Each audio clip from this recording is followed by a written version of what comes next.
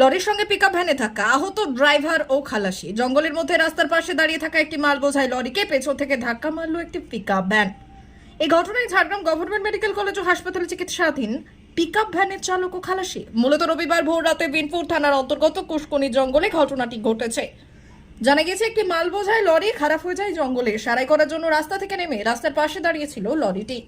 এই অবস্থায় এদিন ভোর রাতে পরিহাটিগামী একটি পিকআপ ভ্যান জাতীয় গাড়ি দহিজুড়ির দিক থেকে গিয়ে দাঁড়িয়ে থাকা মাল বোঝাই লরিকে পেছন থেকে ধাক্কা মারে।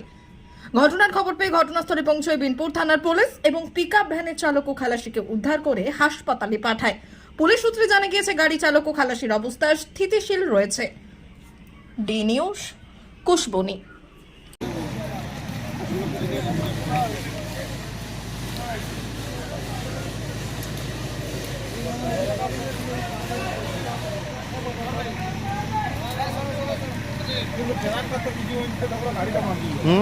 কিছু হয়নি।